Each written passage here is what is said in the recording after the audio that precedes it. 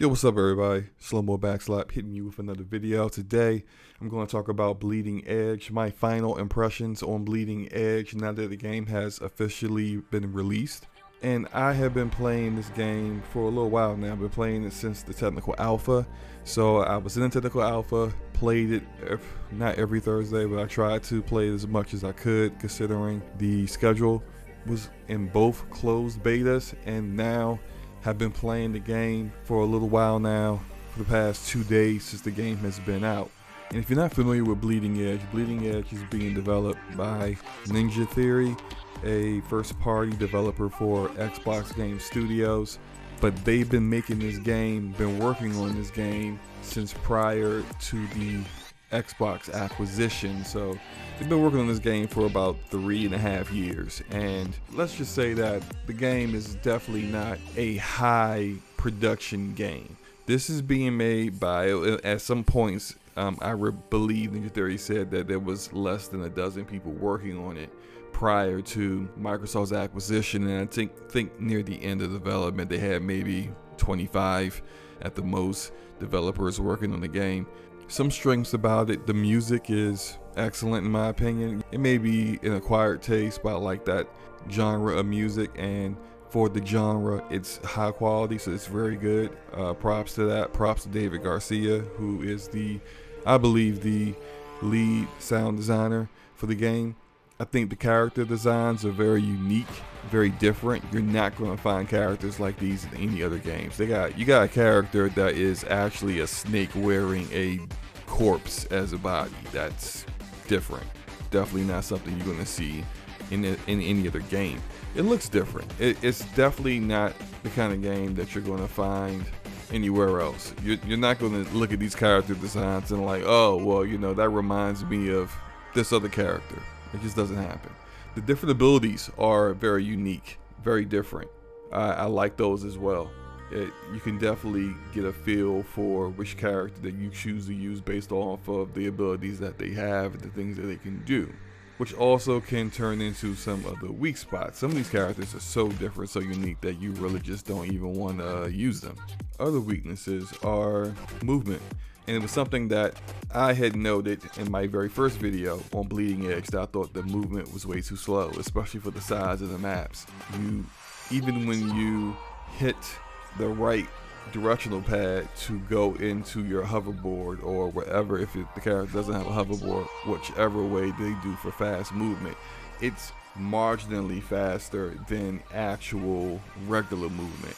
It's difficult and frustrating to get to other objectives or to help out teammates that are in trouble when movement's that slow and the maps are as big as they are. Now, the maps aren't super big, but there are one barren, so they don't look very detailed based off of how empty they are.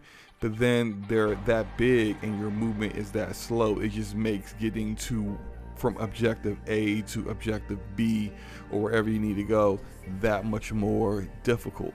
Which brings me into my next point about Bleeding Edge. So you really need to work as a team, way more than you would need to with any other game in this genre. Some people will immediately go to Overwatch, where I think Overwatch has a little bit more of a skill gap than this game. This game is really all about working as a team, staying together, not getting caught on your own, and then knowing what your role is in doing that role.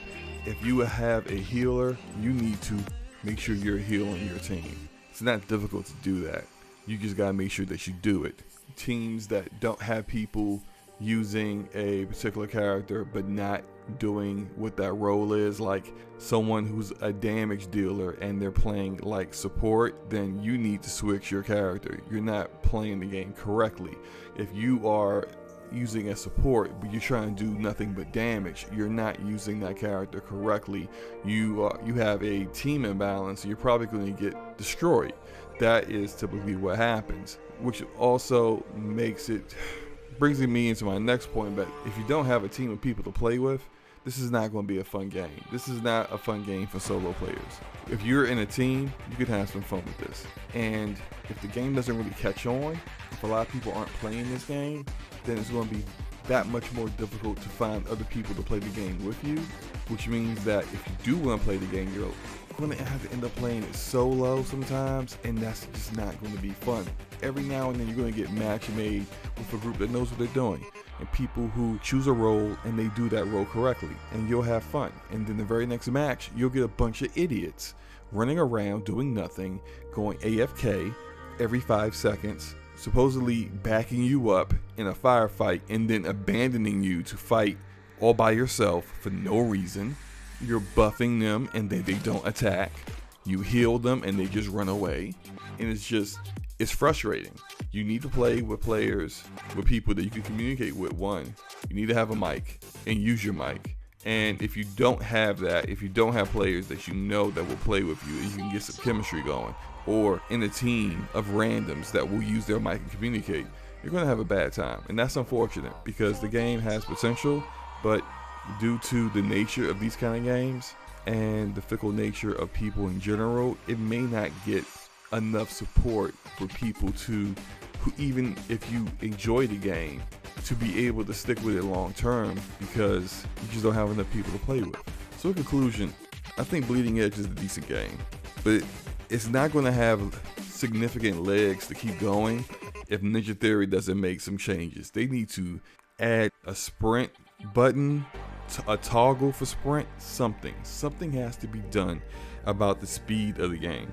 Sometimes you'll be seeing, like, you'll be trying to target an enemy and they're a little bit further away from you and they'll be running away and you really don't have any way to really track them down. It's frustrating at times at how slow the game will move. I do see that with this game being published by Xbox Game Studios, it's possible this game can be allowed to make the improvements that it needs. And I think a great example of that is Sea of Thieves. Sea of Thieves released with almost nothing to do. Just one huge, beautiful water having world where you're a bunch of pirates and the only thing that you had to do was to catch chickens and turn them in. A bunch of fetch quests. And people tried it, thought it was okay to do with their friends, laugh and joke and get drunk and fall off the boat, and then they just never picked it up again. Since then, Sea of Thieves has added campaigns, story modes, different other PvP related modes. I haven't gone back to the game, but the people who stuck with it are really enjoying what it's turned into. And some other people have picked the game up and said, wow, there's a lot more here than there used to be. I can see the same kind of outcome happening for Bleeding Edge, but only because Xbox Game Studios will likely continue on because they need first-party content supporting the game and supporting Ninja Theory, and as they continue to add more characters, make improvements to the gameplay flow, and hopefully more maps and more modes. I was also somewhat disappointed that the modes for the game are the same two modes that we had in the technical alpha. When I first played the game, I thought, well, of course, this is just a technical alpha. This is just a beta. That's why we only have this same control point mode and collecting items and turning them in modes. But then the game comes out and that's really all there was. That's pretty disappointing. That's so many other games have way more objectives and objective based modes than that. But I guess it's a $30 game. Maybe that's how I should expect a $30 game to be, but I still expected more. They only added, since the technical alpha, one more map. So there's a total of, I believe, 4 maps in the entire game. 4 maps, 2 modes. That's just not a lot for what this game is. So hopefully over the next few months, Ninja Theory and the team that's on Bleeding Edge is adding the content needed to keep this interesting, to keep people who are interested in playing it in the game and playing it. Because if not, it's going to get abandoned. And a game that doesn't have a large player base, the more people they lose, the less likely the people who want to stick around are going to stick around playing the game. If it's difficult to find matches because there's no one else to play with, then yeah, that's going to be a problem. People who are interested in the game are just going to drop it. So hopefully that doesn't happen. Hopefully the game improves and it sees a renaissance of sorts, that the Sea of Thieves game saw. And I know the game just came out, and I know that sounds really negative, but there are a lot of people who are trying the game and not liking it. I feel the game is cool to play at times, but not solo. If I'm playing the game with people, I'm cool, but I'm having a difficult time finding people to play with. So for me, it's something I will play every now and then, but it's just not going to be my main focus. It's not going to be my main jam. And I feel like that's how a lot of people feel about the game. You guys let me know how you guys feel about Bleeding Edge. Did you play it? Did you try it? Did you enjoy it? Do you think the game is going to last? Let me know in the comment section below. Hit the like button if you liked the video. Hit the dislike button if you didn't. It's all good. And hit the subscribe button if you want to see more content from me on Bleeding Edge in the future. Peace.